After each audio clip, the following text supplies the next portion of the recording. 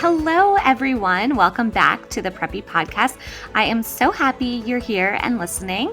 This week, I am talking with Coco Zetner. She is a very talented artist located in Texas, and I actually met her at the Southern Sea Round Shop retreat. She came up to me because she is a listener as well as, clearly a very talented artist, an entrepreneur. So I was absolutely thrilled and knew I had to get her on the podcast.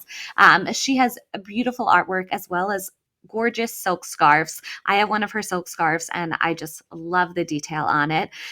So before we get into the episode though, I am so excited because last week we launched the new Preppy Podcast website, thepreppypodcast.com, where not only now can you go and listen to past episodes, but you can also shop all of the amazing brands and businesses that I have interviewed on the podcast. So it's a great place for one-stop preppy shopping. We have everything from kids' clothing to home decor to women's clothing to jewelry and accessories, even some hobby stuff. So it's a great place to stock up for Christmas presents, and your support would mean the world to me and all of the entrepreneurs and businesses that I've had on the podcast.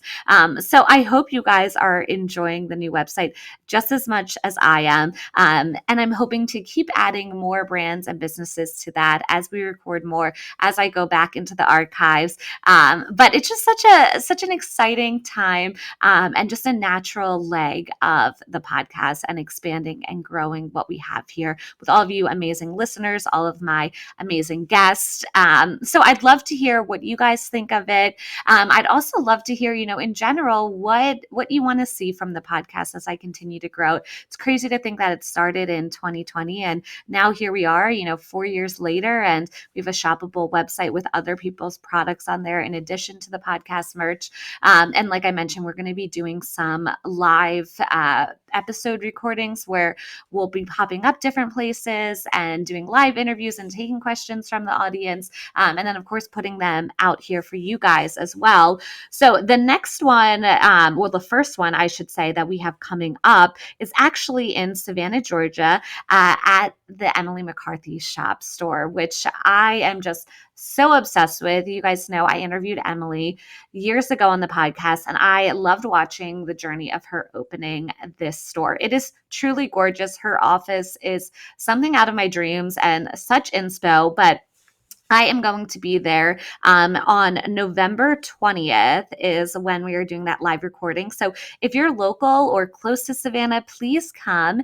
I will be sure to share more information and details on the Preppy Podcast social media and my personal one at Patricia Mae Olson. But this is just the start. I'm going to be interviewing some entrepreneurs there and meeting with listeners. And it's just so fun and just such a great extension of this community. So come out, support, message me with other ideas of where you want to see the podcast popping up for live episode recording. So let's get into this week's episode, though, with Coco.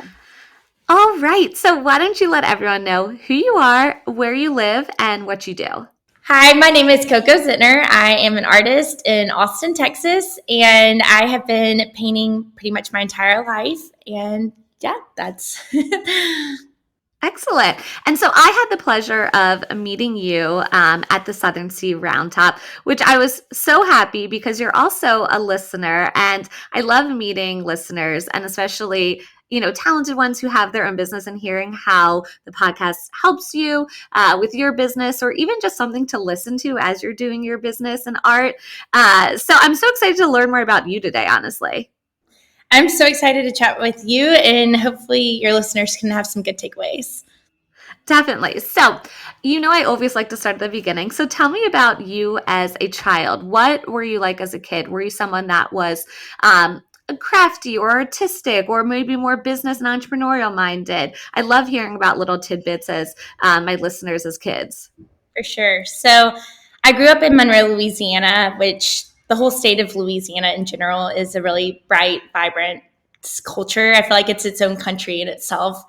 And I was not the athletic kid. I never was. And thankfully, my parents noticed at an early age that I was just very drawn to coloring. And my mom was very concerned I was not drawing stick figures when I was like a toddler. So I got put into every single art class possible, and I loved it. I got into adult art classes when I was in middle school. I pretty much knocked on this really well-known artist in our hometown and begged her to let me into her adult class. And after doing like a little assignment for her, she was like, okay, I'm going to let you in. And so I spent like all of middle school and high school painting under her, and realized I had great art teachers in our art program in high school, and they pretty much were like, you have to study this in college. So I ended up going to the University of Texas at Austin, and that's pretty much what convinced me to stay in Austin ever since. I haven't left. But they had a really good art program and business program, and I knew that I was always very business minded as well.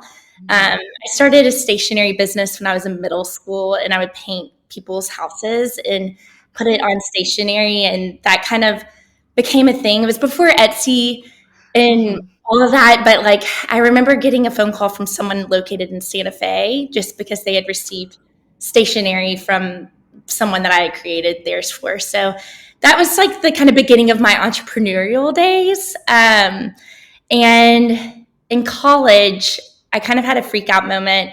I loved my art classes so much. We were in the studio from 8 a.m. till 12. I'd take a business class, and then 2 to 6 p.m. and then more business classes. I had a very much social life too. I don't know how I did it all, but I kind of had a panic attack like my junior year of college and realized like I'm going to be a starving artist. I can't do this. That was pre-social media days and really seeing artists become successful. So I did a complete 180 and went to the corporate world for about 5 years. I worked at a tech company and did their marketing. I painted a ton on the side just to kind of keep the creative juices flowing. My roommates probably hated me, but I would like set up on our dining room table and paint pet portraits and people portraits just to just keep going. And then in 2018, my then boyfriend, fiance, and I came up with a business plan, and I decided to quit my corporate job after I kind of had a good safety net saved up from my corporate job. And yeah, I haven't looked back since. I love that. I mean, I think there's so many fun tidbits from that. First of all, saying that you weren't necessarily into sports. I totally relate to that as a kid. I think I tried to dabble in like all different sports for a little bit, and like some my parents would buy all the equipment for, and then I literally wouldn't even go to a practice or anything. So I tried. I was a cheerleader in high school. Like I did the things, but I was so bad at it. I was like in the back row. Exactly. No, I think us that aren't super sporty, yes, I did dance and cheerleading, but that's like as far as it went. Um, and then I think it's so smart that you also study business in addition to art, because I do think that's something scary is, going into more of a creative field of study. I kind of had the same situation, I was always interested in fashion, but having a career in fashion scared me because I didn't know what that looked like. I didn't know necessarily anyone growing up that had a career in fashion, and how that would work and how I'd be able to support myself. So that's kind of why I went the communications route, but focusing more with fashion and lifestyle brands. So I love that, it sounds like you were similar in that, and also in the fact that you went into corporate after, but that allowed you then to sort of build up that nest egg so that you could confidently go out and do something on your own and start your own business, right? Yeah, for sure.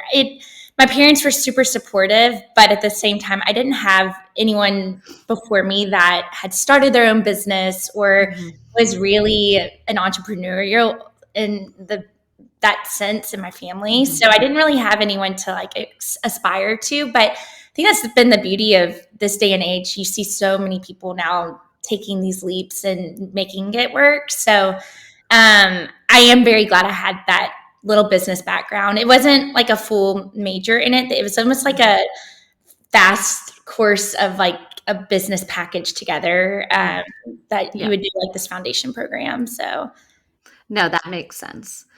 Well, and then also, you mentioned the fact, thinking back, I was like, okay, yeah, being an artist, before social media had to have been so different. So thinking about what that would look like for you. And now obviously you can sell so much through social media, like any business, not just art.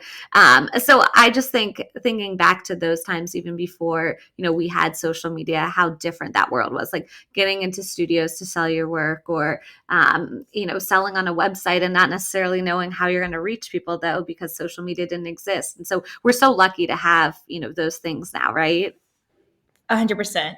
I in 2018, it was starting to pick up. I started my Mhm. Instagram account like back in college, right when it Yeah. kind of started, but it was just kind of me playing around with Instagram. Probably some really cringe worthy photos, but there was an artist, Teal Duncan. Yeah. She is incredible, but she was kind of the first person I saw that was launching her collections online, and they would sell so fast.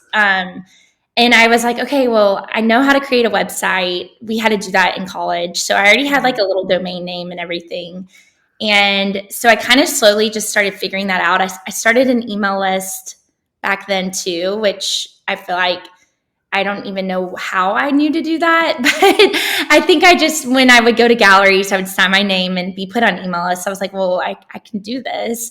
So I kind of figured all of that out before I pulled the trigger. And I'm very, Mhm. very glad that I did that, because I think I really didn't know what I was doing, but I was just kind of throwing spaghetti at the walls. But Yeah. a good way to kind of build a business without really knowing what to Yeah. do. So, for my listeners who might not be familiar with you and your art, how would you describe sort of what you're known for, what you specialize in, what type of art you do? Yes. So I've always created very colorful artwork. I think that stems from my upbringing in Louisiana. And I used to create very photorealistic artwork, and I still do, but I've kind of loosened up. I think living in Austin and the free spirited nature in Austin's kind of impacted that. But over the past few years, I've started creating different pillars. So, I'll create stationery and gift wrap. And now, I guess it's been almost 2 years. I started creating scarves, silk scarves, about 2 years ago with my art on it. My grandmother had the best fashion sense, and she was always wearing scarves. My mom always wears scarves. And I was in my mind, I was like, this seems like such a perfect pivot for me. I can still paint, but I can also see my artwork in a different format. And I had a little girl 2 years ago, and it was for me a very easy thing for me to be able to do at the dining table while she was sleeping next to me. So it's been a really fun, natural transition into my business. I'm still painting and I do art collections throughout the year, but scarves are definitely becoming more of like my main kind of name that I want to kind of stick with right now. Yeah. And they're so beautiful. On the video, I see one behind you, and it has lemons and a beautiful Greek key border. It's just so beautiful. So, I've seen, it seems like a lot of artists have found these other avenues besides just creating, big collections of art, but also going into other products. So, how'd you find like the right manufacturer, the right quality, and all of that? Because I think that's always a hard part too, like having the idea of, oh, putting my art on a scarf is great, but now what? How do I do that? No, it was definitely a very long and hard process. I think networking really helped. Mhm. Just talking to people that are in that industry, not necessarily scarves, but that know someone that could connect me. And so there was a lot of networking, a lot of buying samples and spending a lot of money trying to just get the look and feel, but also like what meets your sustainability I like notions. I'm still trying to figure a lot of that out, but I finally found the right manufacturer that they take a long time to produce, but I felt like they met my needs and the price point. I want to make sure I can still profit, but that just, it's something that hopefully can last a lifetime. That was really important for me. My grandmother, I have some of her scarves, and I want these scarves to be something that are heirloom and can be passed on to future. So yeah, that was something that was really important for me. I think just networking though, and asking people questions. People are happy to help. Maybe not giving like their sources away necessarily, but at least helping like be like, you should ask these questions. Asking like what the turnaround is, what is going to cost you to get these imported if you're doing something overseas, or what goes behind the scenes in the labor, and just getting the quality in tune. I think talking to other people that have kind of gone before me and seeing like what kind of questions to ask was really beneficial. Yeah, no, for sure. And, kind of to that same point, what are some resources that have been helpful for you? Whether it's, a group you're part of, like obviously we met through the Southern Sea, or a great book that you read, or a newsletter you really like. What's a resource that you think my listeners could benefit from and you'd love to recommend? I'm a podcast junkie, so I listen to podcasts all the time while I'm painting. I think that's been very helpful, just getting little nuggets from every podcast you listen to. But I just joined the Southern Sea after the retreat, and I already am seeing so many benefits from it and connecting with so many people. I'm kicking myself I didn't join that earlier, but I think so. One book I recently listened to, I didn't read it, the actual page, but was Buy Back Your Time by Dan Martell. And I really enjoyed that book. It kind of explains like how time we all have the same amount of time in each day. And it's kind of like where to allocate your time and like where your best work goes into, and then like outsourcing the things that, yes, I can package a scarf, and I still am packaging everything, but I would love to get to the point where I can outsource the things that can free me up to really focus on what like Coco Zentner is all about. So I highly recommend anyone in any industry to read that book. It was very helpful for me. And again, going back to networking, I've gotten worse at it probably since COVID and having a baby, but I try to like put something on the calendar every other week, to whether it's a phone call or grabbing a virtual coffee and just like talking to other people. I get pretty lonely just being by myself all day, but it's so wonderful building relationships with other people, and you don't know where that could lead to, but also just like helping other people. I mentor college students, and that's helped me a lot, honestly, like just teaching them things that I've learned. And then it kind of holds me accountable a little bit too. So I love that. That's all great advice. I mean, I definitely need to check out that book. And for some reason, I'm someone that has not gotten into audiobooks yet. I don't know is holding me back, because I listen to so many podcasts and I really enjoy reading books, but I don't always have time to like sit down and read. So I need to get into them. I don't know why. I used to be the biggest reader at night. Yeah. I don't really do that anymore. So I have to listen to audiobooks, but if the voice doesn't do it for me, then it's kind of like, okay, I gotta get out of this book. And too hard. Yes.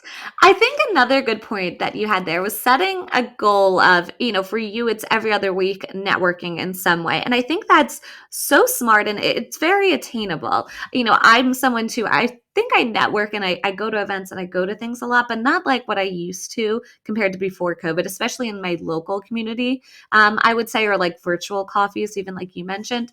And I think that's so beneficial. So I think, even myself, I'm going to use that tip, where it's something that seems so obvious, but for some reason, since COVID, I feel like we all sort of lost track of that. We all get put such a routine, and when you put it on the calendar, it just, I don't know. I never regret it after the fact. So I mean, there are definitely times like right now, the holiday season, I'm not as good about it, but I try to make an emphasis on it for sure. Yeah.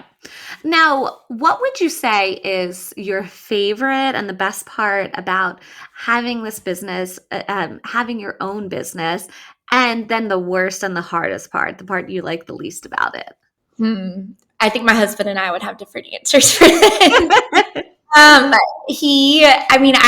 definitely pre-babies, I could do this all day, all night. And it sometimes doesn't feel like work, which is a blessing and a curse in its way. Like, I feel like there's times where I could just be doing it all day and I'm like, okay, I got to stop and like put the blinders on. But I think for him, that's probably what he hates. But the buy back your time and just like setting boundaries now, I've gotten a lot better at it. But I love having my own time and like being my own boss in a way. I was not good at being under people in the corporate world. But I don't know. I do like setting my own parameters and kind of like coming up with a game plan. I definitely want to expand and have more of a team in the next few years and have someone that's helping me with marketing and PR. That's really where I see the business going. But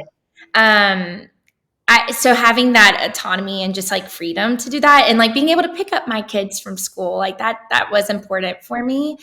But the hardest things, I mean, yeah, every day is hard. I mean, there's days where like I'm packaging and I'm like, I don't need to be doing this. Or I can also get lost in like the social media whirlwind and just like look up and I've wasted a whole day. So Yeah. I'm trying to still learn how to do that and really putting my energy into the best places, kind of going back to that book. I really need to focus on like what pushes the needle in my business, like painting and producing the scarves. And if I can just keep doing that, I think I'll slowly keep moving the needle forward. But no, definitely. Probably one of the hardest things is you see so many people that just like appear to have this overnight success. And I've been doing this now for, I guess, 6 years or so. And I have to just kind of be on my own time frame and not compare. Something that at the Southern Sea, I don't know if you remember hearing someone say, like, you can't compare others' outsides from your insides. I think and I had to remind myself that just kind of focusing on just like my business and where I am and not like what the outside world may be doing and what it looks like. Yep. I think all of us struggle with that, especially, like you mentioned, because of social media, it's so easy to see what someone else is doing, what your competitor's doing, and compare yourself. So yes, you're doing great though. Thank you. I really enjoy it. I am excited every morning I wake up genuinely. And I think that the day that doesn't happen, then I'm going to have to like take a step back and be like, okay, what will make me excited to get up in the morning again? So, yeah. So you mentioned collaborations to me when we were chatting offline before this. I'd love hearing about collaborations because I think that's sort of the best way to grow, to support each other and help each other. So I'd love to hear about some collaborations you've done and kind of the thought process behind them. Yes, for sure. I've been taking a course for the past 2 years now on learning how to license my artwork. So I haven't done many collaborations up until now, and it's something I definitely want to continue doing. I love talking to other brands, but I'm by the time this comes out, I think we'll have already launched. So I think it's okay for me to say this, but I'm doing a collaboration with La Pointe Pickleball and Oh My Mahjong, and it's before the holidays. I'm really excited just to see my artwork and pickleball paddles and mahjong mats, both things that to me are like very in line with my brand. And so being able to just talk to these other like women that have done such incredible jobs with their businesses has been really, really neat. So that's something I'm definitely looking forward to doing more of. Did I answer your question? Yeah. Well, so how did those come about? Was that a situation where you were reaching out to them or they reached out to you, or, it kind of just you met up at an event and it kind of happened naturally? I'd love to hear about that process because I think a lot of people love the idea of a collaboration, but they're nervous or they don't know how those are come about and are set up. Honestly, before the conversations ever happened, I was so nervous. I was like, how are people doing this? And someone had posted a picture wearing my scarf, and it drew the attention of one of the owners of one of those businesses. And they reached out and were like, I would love to see this on our products. And it just kind of formed an organic, authentic conversation, which to me is the best kind of collaboration.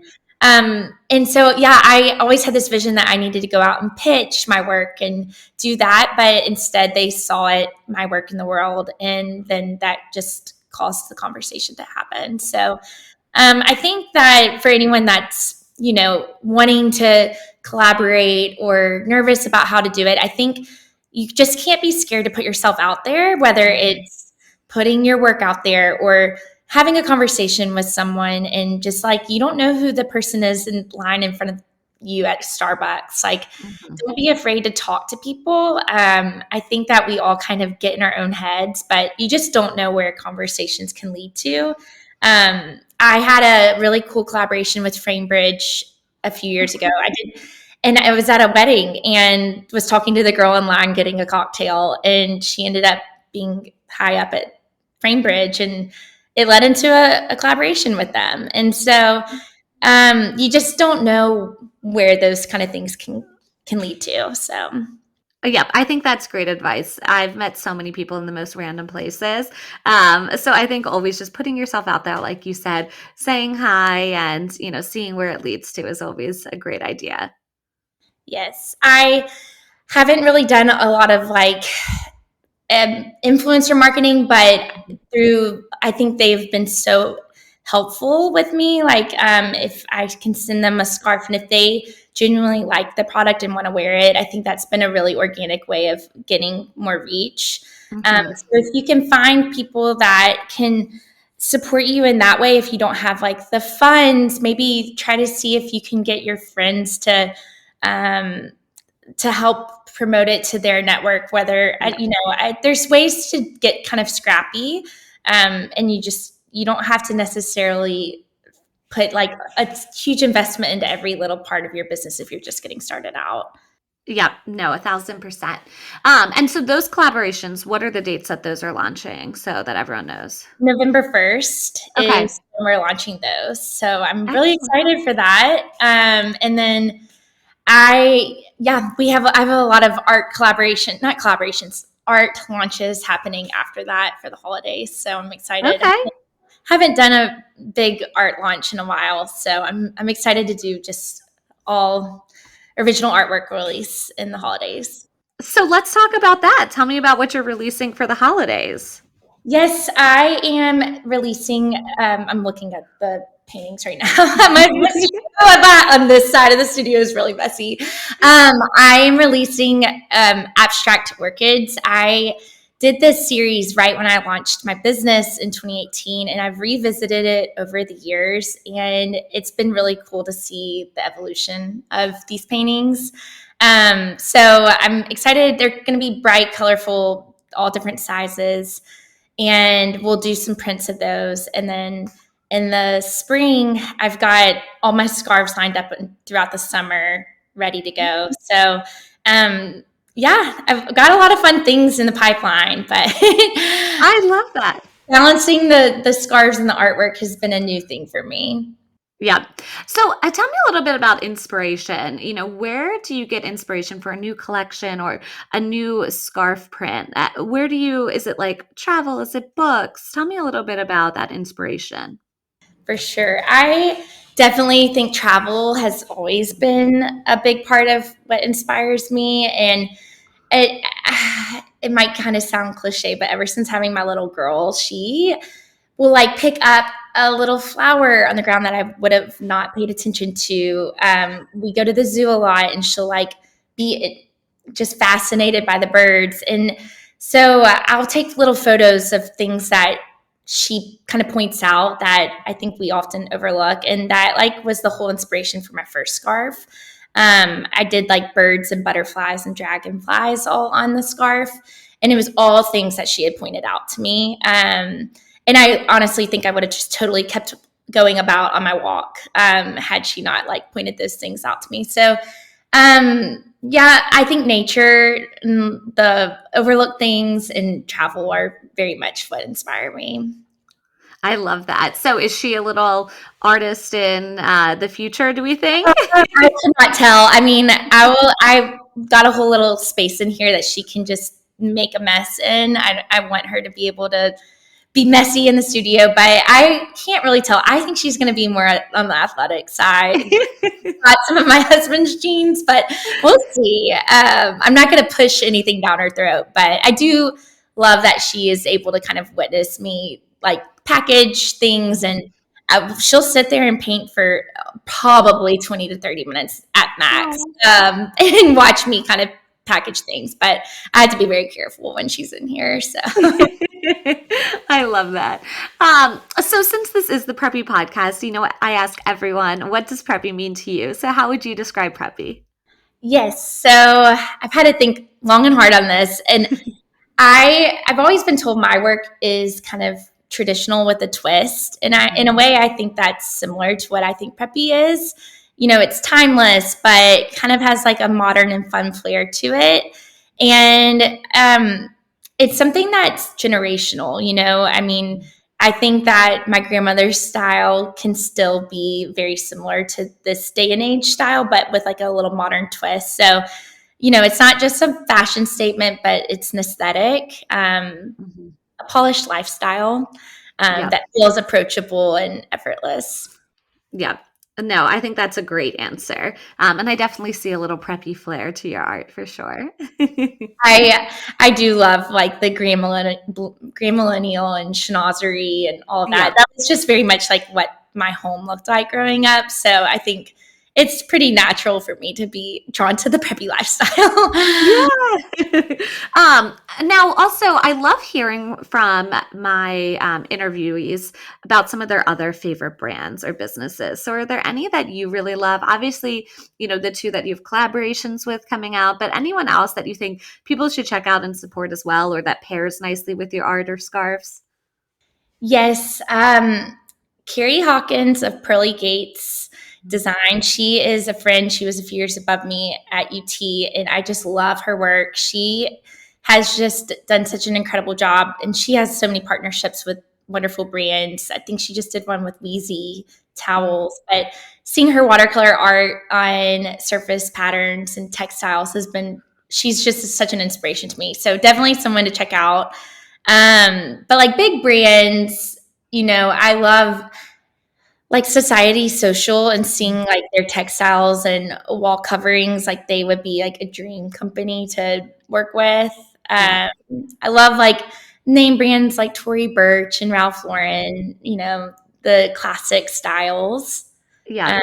But are we talking about like businesses in our realm? Like, no, either or. I mean, those are great answers. I think I could totally see Society Socials, furniture and wall coverings with your art, because I think they are very much the same aesthetic. And, Roxy's such a great entrepreneur. No, she's so cool. I just feel like I've loved everything they've created over the years, and yeah, she would be like a dream person to collaborate with. Yeah, I need to get her on the podcast sometime.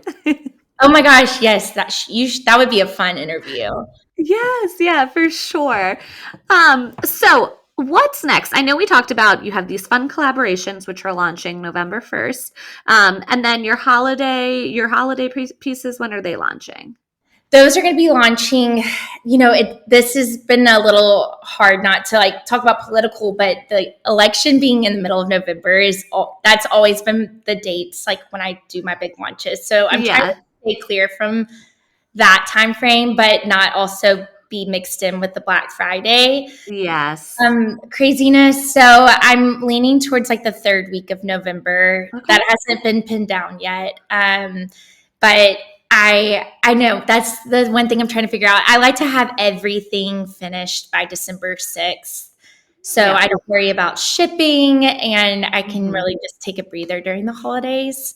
I have not protected the holidays in years past, and last year was my first year. I set a hard deadline, and I was a different person. Good, yes. You need to I'm definitely doing that this year, where after that date, I'll still paint and do things, but I'm not going to stress about getting things into the postal system.